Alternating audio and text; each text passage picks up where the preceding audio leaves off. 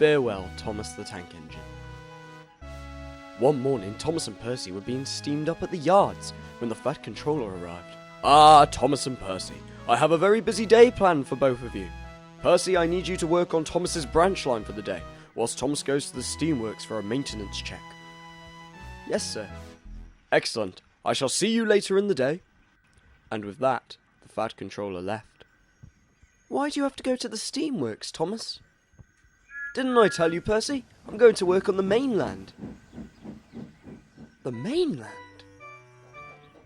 Later that day, Percy was working on Thomas's branch line, where he saw Toby pulling the local mail train.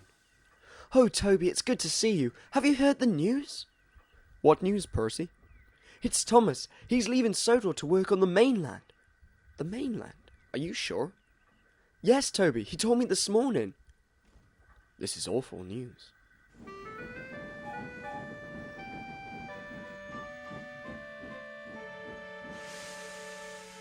Percy continued for the rest of the day, informing all the other engines about Thomas's departure from Sodor. James! James! Have you heard the news?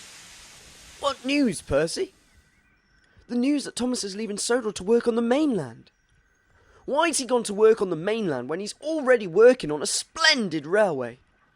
I'm not entirely sure. Just then, a familiar voice was heard.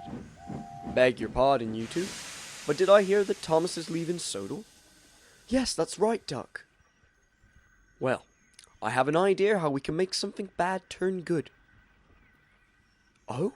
What's that, Duck? Well, back on the Great Western Railway... Oh, great, here we go again.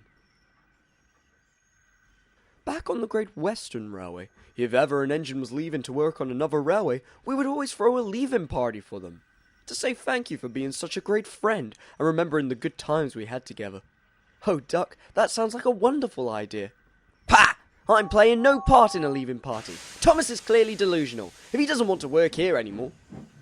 He'll come to his senses, Percy. Don't you worry. Now listen to me. We will hold the party here tonight. Make sure you invite everyone, but not a word to Thomas. Tell Thomas to show up 30 minutes after everyone is due to arrive, and say it's because the Fat Controller needs to speak to him. You've got it, Duck. The plan was all set, and that evening all the engines were at the yards waiting for Thomas's arrival so they could say farewell. This is going to be the best farewell party ever, Percy. I know, Duck, but I wish he wasn't going. Just then, Edward spoke. Now, Percy, just because someone is going away doesn't mean they're gone forever. It just means it will be harder to see them and to speak to them.